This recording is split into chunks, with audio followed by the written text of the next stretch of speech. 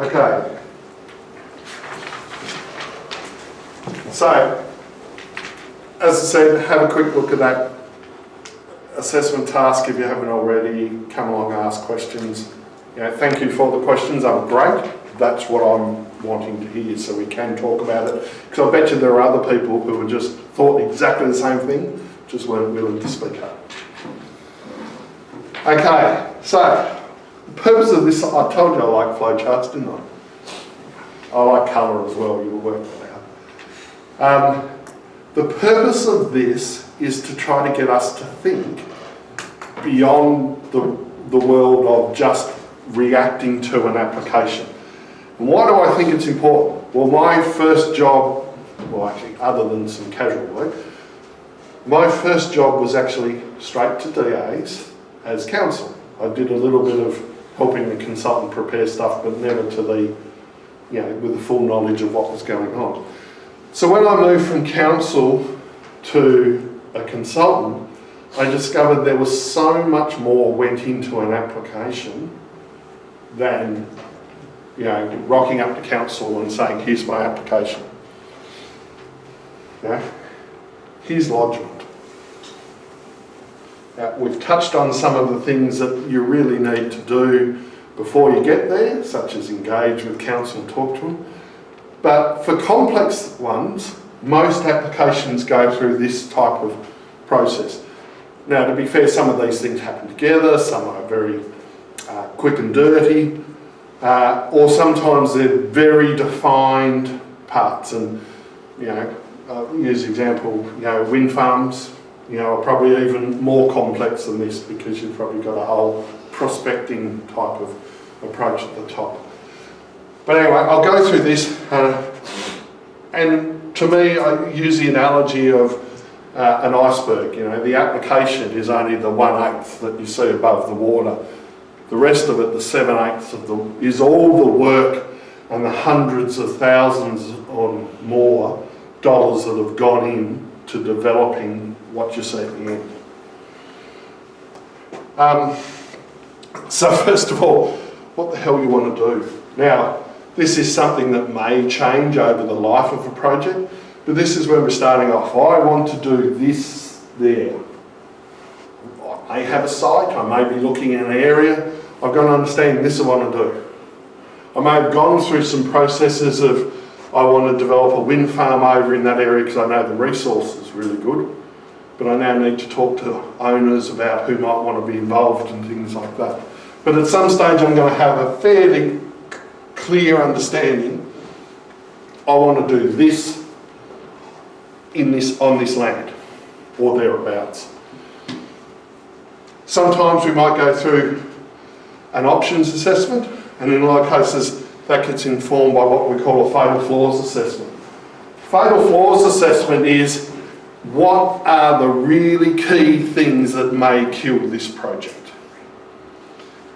Quite often you'll have a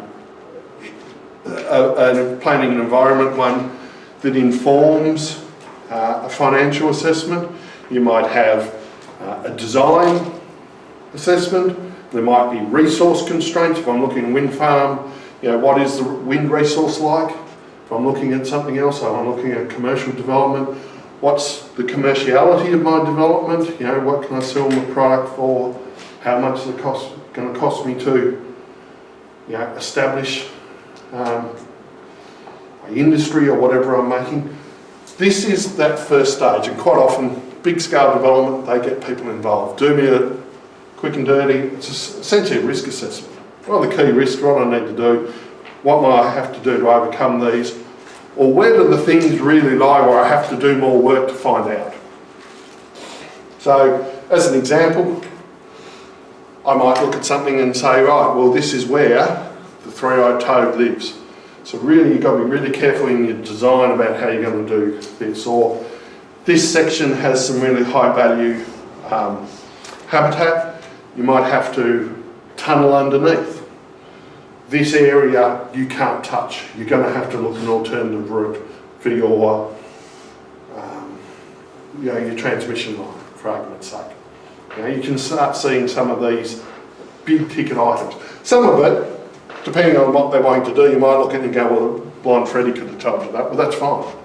But this is a more formalised process. Like cases, this will, you may have, I'll use an example. I'm doing some dam works.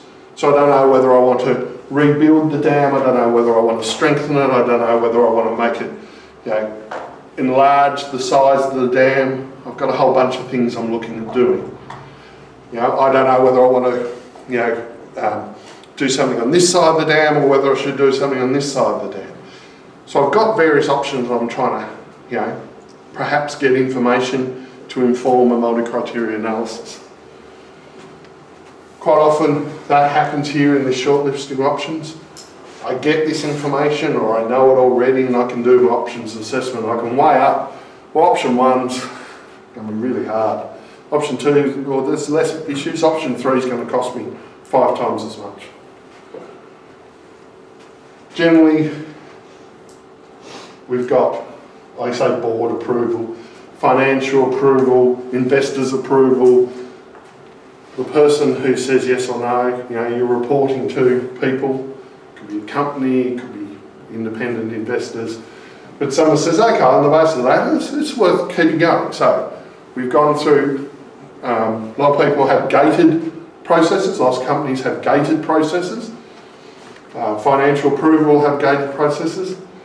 And this follows that. So in this case, this will be your first step. So we've now got a bit more information, a bit more decision. It's worth now going to something that's a lot more rigorous. So here's where we might start testing some of the feasibility of this and looking at, finding out more design in detail, looking at, the cost of some of the solutions, doing some preliminary investigations. This is generally done all desktop. We may now want to go out and actually validate some of our thinking from here. We may now, have been refining some of this. So we've seen stuff in the paper about battery elimination and hydro looking at pumps storage options. I think they started out with about 15 and they're down to 3 to now take to feasibility. So they've actually gone through this type of process, reduced things down, and now they're saying, right, now we've got 3 we want to take through in feasibility. Feasibility is where you do a lot more work and the end of this, you'll have enough information to be able to take for an approval. So I go out and I'm doing some of those studies that I knew I had to do. This might have said, I'm probably going to have to look at the Risdonia, the orchids on site. I might have gone out and done a quick survey. Yep, there's stuff here. It needs to be done in spring because we've got to look at the flowering of the orchids. So that means this from time frame perspective, everyone's gone great. Yeah, that's still the option we want to go with. I'm now doing that spring survey. As part of this, there's always design optimisation. So this is an iterative process. You could put this loop right across here because in the process of discovery you might find something that warrants you to go back up. At this stage, you've had some discussions with the stakeholders, but you're not asking them for approval. You might be talking to landowners, you might be talking to the EPA, you might be talking to council at a high level. But all of this is going on and it may take you a couple of years and it may cost you millions of dollars, depending on what you're doing. And at the end of it, we may now need to go back to our decision makers and get a final sign off, because until here it may not be public. And once it goes public, there may be ramifications of it. We end up with our documentation we can pull together from all of here, our finalised concept design, which is at the DA stage. It's not a detailed design, so it's still what it looks like and where it is. And we now get to this lodgement. Until I became a consultant, I pretty much had only seen this part. So understanding that there is all of this and there may be a body of work that has gone on before they come to talk to you at council is really important, because you're not going to be able to say, oh no, I can't do that, you should just reroute it over that side. They may have already looked at that. There may already be really valid reasons why you can't go that way. So the intention of this diagram is to just make you think there's more to it than just writing a report at the end. Rick, you would have been through this process significantly. In the hydro, large corporate organisations, that's the approach. In a lean and hungry consultancy, you do that it's not as detailed as that. Yeah, as I said, you can sometimes this is done on the back of an envelope. Yeah. Some of these options are knocked off really quickly because you've just had a bit of a round table and written up a really quick and dirty options assessment or risk assessment, you know, with 3 of you in the room. And, you know, even if you think though, if I'm designing a house, I'll go through this process. It just might all be done at once in an hour and a half. But these are the stages of your thinking. But yeah, there's that real fine line of trying to pick how formal do I need this to be. And in a lot of cases it comes down to who am I asking to sign off on it. You know, if the investors are wanting, you know, these formal stages. We certainly see Hydro, Tas Water go through this type of approach. I'm just trying to think, Tas Network certainly with their second interconnector. You know, and a lot of this relates to their funding for it. So they'll only get funding released when they go through at certain stages. I've got a good one. Cable car. So a lot of what you hear in the news about the cable car is some aspect of this. They're still up here. Well, there's kind of complicated bits all over the place. Yeah. So there's, and also... But fatal flaw. Owner's consent. That's a fatal flaw. Yeah. So understanding the need for that and when you're going to get it is something that if I was a consultant advising them, that's where I'd be talking to them about it. And just in the past week, there's been more discussion about all of these links and whether some of them should have been there but haven't been there. So it was just this past week, wasn't it? There was the conversation about the leaking of private conversations, and that Mount Wellington Cable Car were told not to release information and not to talk to the public. So these links were deliberately missing. So where it becomes unfair is when you're at this stage and you're doing some of this initial consultation, and of course it gets leaked to the public, and the public's expecting you to know the answers that you would get here, and you're only here. Okay? I'm only working out what my issues are. I haven't gone and done a spring survey. I can't tell you the answer, but it's a damned if you do, damned if you don't.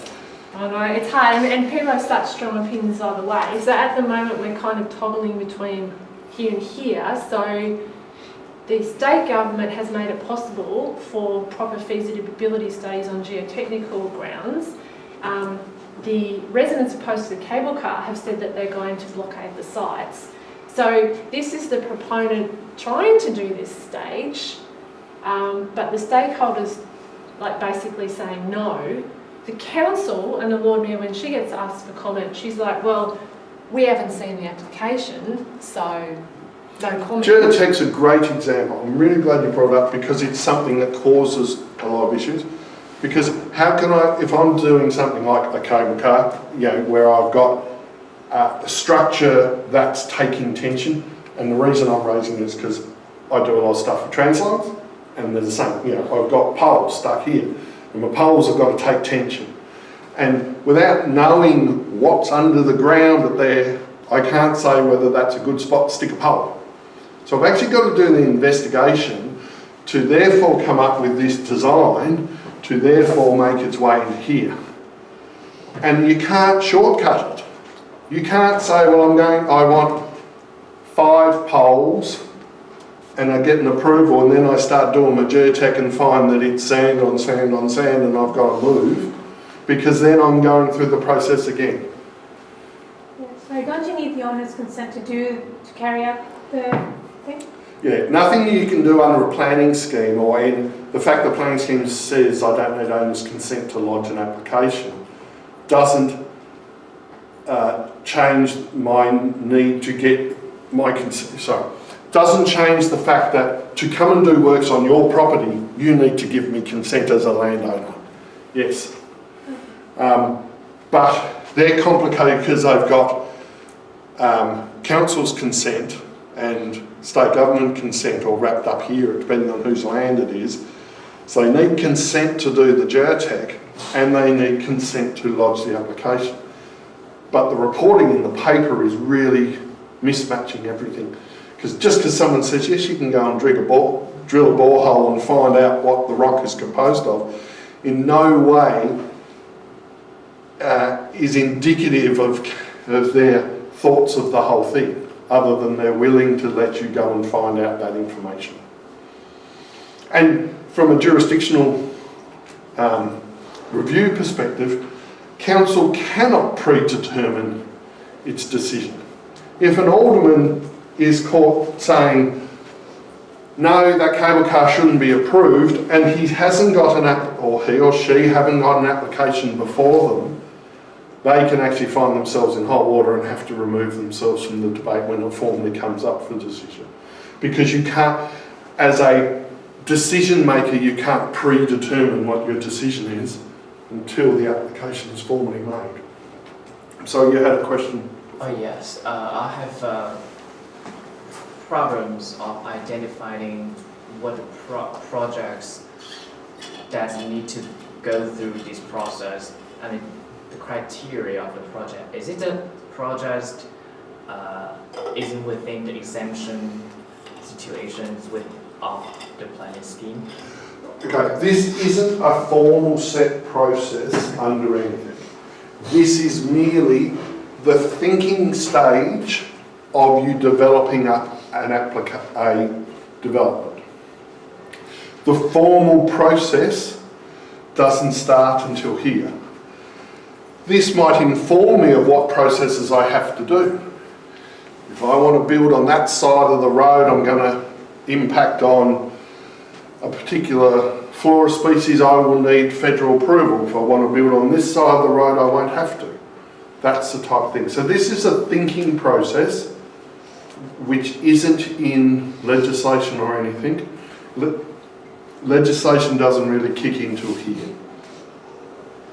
So, you're saying this process might take a month of years to process. What if I just want to open a personal store? It would be ridiculous if it takes a few years. Yes. This is, as I said, and Rick pointed out, that some of these, particularly depending upon the size and scale of your development, you may do very quickly or very simply. Should I do an upstairs extension or build out the back? They're my options of building onto my house. Oh, well, upstairs is pretty good, but I've got a height limit from council that I can't exceed. Oh, well, I won't go that way. I've got an options assessment, I've identified a fatal flaw. Okay, so my thinking's there, but it took me 30 seconds. I'm doing the second interconnector for Tas Networks across Bass Strait. It's going to take years to go through here. It took 6 months. They're here, they're getting funding to go through to a full feasibility study. You know, that's scale and complexity. You know, as Rick said, we could probably sit in a room, toss around a few ideas, have half a dozen people who know what they're talking about, and get our way through to about here on a fair whack of, you know, decent sized developments. Simply because we know some information, we were experienced in some, you know, consultants, we've been through things before. So some of these things might be already in our knowledge. Some things we might have to discover. Does that make sense? Yes. So this could be a very quick step if it's a simple application or a simple development. And some of those things, as a consultant, you say, oh yeah, do you think about this? And they go, oh no, never thought about that. Or you might say, oh, and so how big's your sign? Oh, sign. Oh God, we haven't thought about our sign. So they're going around this design optimisation. Oh, should we I'm thinking of a service station development idea. oh, should we put a sign on the canopy or should we sit as freestanding? This is what the planning scheme says. Oh, well, hadn't thought of that. Back round the loop. So does this make sense? Just remember there's a hell of a lot of work that happens before we get to lodging something. Last one for a break. Yeah, we talked about documentation. We talked about last week about it being of a sufficient standard to enable the regulatory agency to understand what's going on. You know, I just thought it's worth expanding on that. So, and there's some case law. I think I mentioned about one, Brisbane. A couple of case law coming out of Brisbane. One was they were building a shopping centre and it got called retail outlet, I think, or it might have been called shop. And got approved and people then took them to the appeals tribunal in Queensland and said, well, if I'd known it was this, I would have objected, but your description said this. So it's very clear about what's got to be proposed.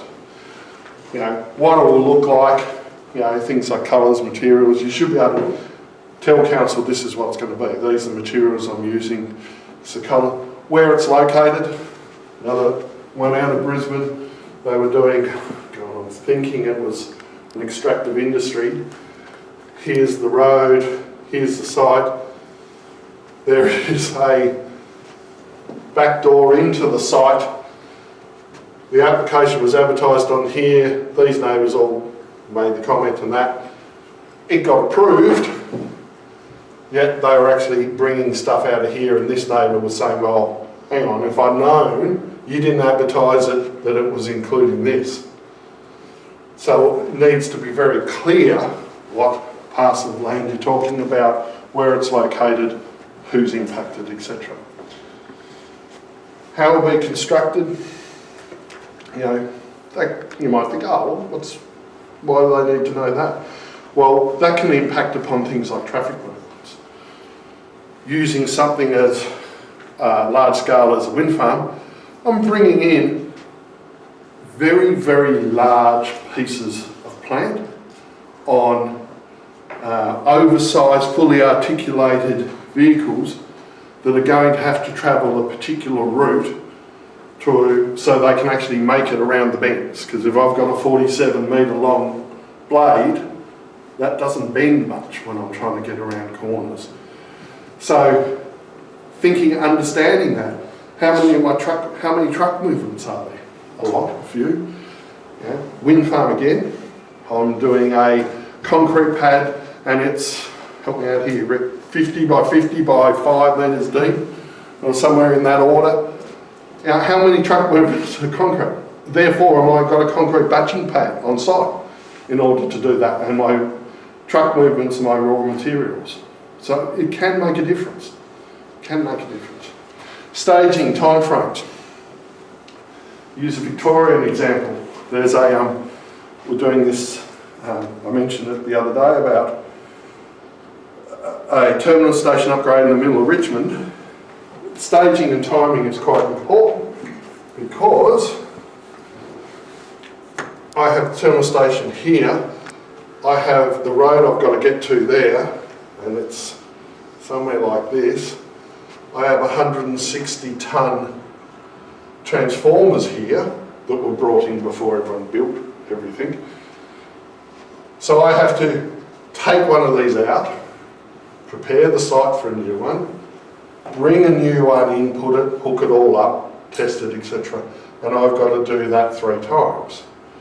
So actually, 4 times, because there's one spare bay here. So I have 7 movements of 160 tonne vehicle, which means I've actually got to rip up the road and all the road, like the garden beds and those things, once every 6 months, and then replant it and do that 7 times. Because to get this in, there is no way of doing it. I can't barge it in because there's a a bridge here that's not high enough to allow me to barge it up to the site. I can't crane it because I still have to get the thing with enough movement to move it. I can't move this site because I've got a 330 cable going that way and a 220 cable that way and 66 kV lines going that way, so I can't move it. So my alternative is ripping this road up multiple times over a 5-year period. That's why staging is important, understanding what's going on. That's the one we got 4 representations on. But we told everyone that's what we had to do. There was no two ways about that. We've got no alternative. And once we were able to explain, you know, the dependency of essentially a third of Melbourne's, because Melbourne's electricity network is all interconnected. Take this out and it probably means the lights on the MCG go out. Then they understood why is it important and what our alternatives are. We're talking about things at the end of their life. It's not for fun, we have to do it. Or AusNet Services have to do it. So, really important to know all this, and therefore you can communicate it as part of the advertising. And we've talked about it a few times, a valid application. Sufficient documentation, fees, owner's consent if required. Fees, council will say it's not valid, and the way the Act's written, you have to pay your fees for it's a valid application as well, which is really important if you're trying to get things into the paper for your client. So, any questions? Other than why didn't the neighbours jump up and down more? Okay,